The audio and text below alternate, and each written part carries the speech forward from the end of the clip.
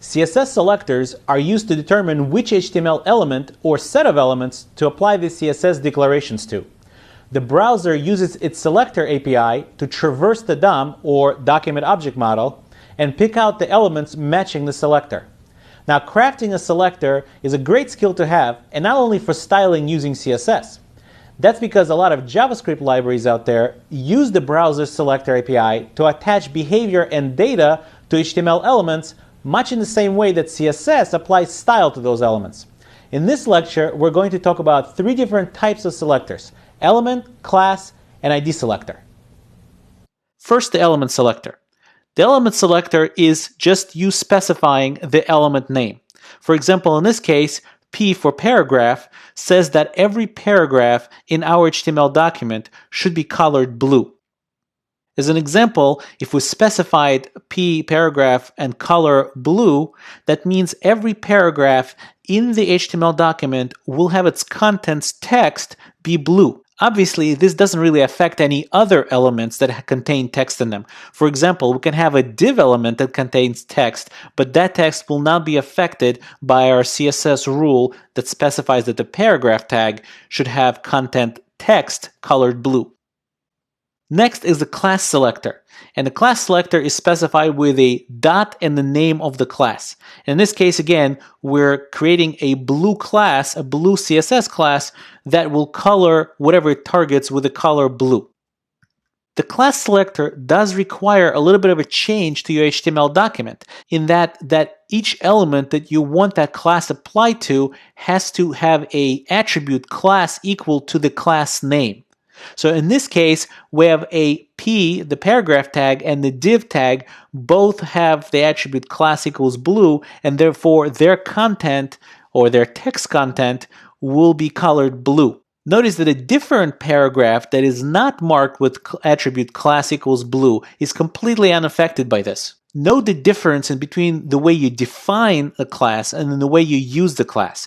You define the class always with a dot in front of the name. There cannot be any space between the dot and the name of the class, in case no space between the dot and the word blue. However, when you use the class, you don't use the dot in its name. You just use its name. So here we have the paragraph tag with class equals blue without the dot in front of it. The last type of selector we're going to take a look at in this lecture is the ID selector. The way you specify an ID selector is by specifying the value of an ID of an element within your HTML document preceded by a pound sign. So the name is a value of some ID within our HTML document.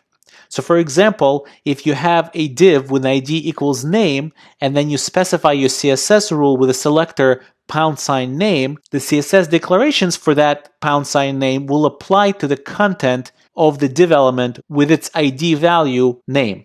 Note that obviously everything else in the HTML document is completely unaffected by this.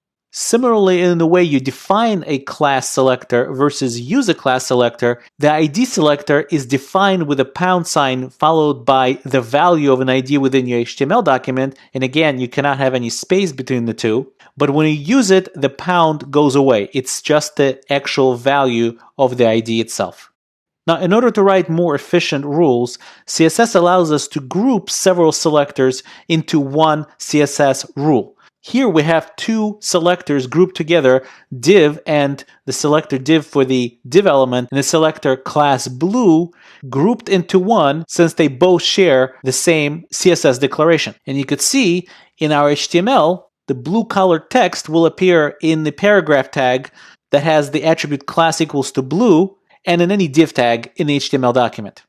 So let's take a look at an example of using these selectors.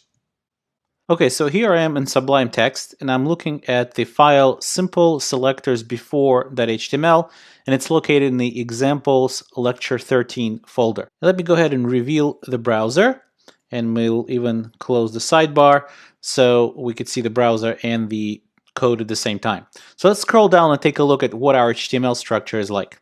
So if you take a look at the left side of the screen, which is the Sublime text, and the right side of the screen, you could see that we have the H1 tag right here, which is this heading. We have a couple of H2 headings, which are called subheading 1, subheading 2. We have 2 paragraphs.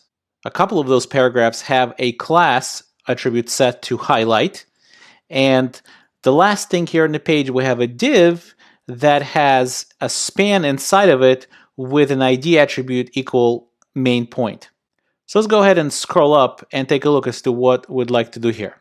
So first of all, we want all H2 elements to be color red and aligned in the center. So in order to do that, we have to substitute these XXX with some sort of selector. Well, this is very easy. That's just the H2 element selector. That's all it is. So once we do that and we save it and refresh our browser, we could see that both H2 headings became red and centered. Next, we want to affect every single element that has an attribute whose class is equal highlight. Well, in order to do that, we have to define the highlight class. And so what we're going to do here is apply a bigger font size. We'll make it bold, italic. The background of the entire element should turn green. And also, we're going to turn that opacity down a little bit from 1. 1 would be 100%, and 0.6 is 60%. So the way we define a class selector is by saying dot highlight, and here's our class selector. Notice there's no space between the dot and the highlight. So if we go ahead and refresh, so we have 2 paragraphs here that had their styles affected by that, and that is because if you scroll down, we have a couple of paragraphs both with class equals highlight. Next, let's see, we need to have the element with ID equal main point. So the way we specify an ID selector is by saying # and the name of the ID, which is main point. And the upper and lowercase letters here do matter.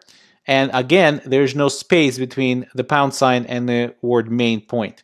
So if we go ahead, come over here and refresh, we could see that the span that surrounded the words ID equals main point became red, and it became a little bit of a bigger font size, and opacity is turned down, and the font is bold. Last, we want to take all elements that are P and elements H1, and we want to group their style such that we don't have to specify them separately. So the way we do that is very simply by saying P, H1. So we grouped the styles for the P element and the H1 element into one. So every P element now and every H1 element should now turn its color to blue and align center. So we're going to go ahead and save this document to refresh the browser. And here we go. Every P element and every H1, which there's only one here, turned blue and aligned in the center. So one thing to notice here is that out of all the selectors, the element selector, the class selector, and the ID selector, the ID is the least reusable one.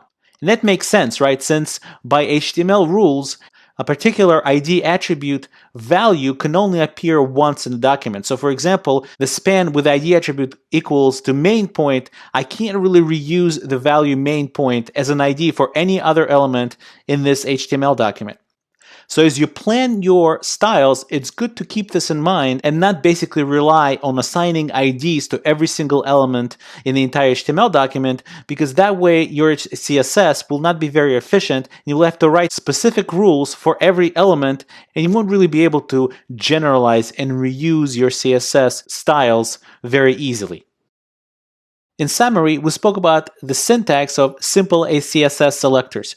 We spoke about the element selector, the class selector that you remember to define with a dot right in front of the name without the space, and the ID selector that you define with a # right before the value of the ID in the HTML page, again without the space in between.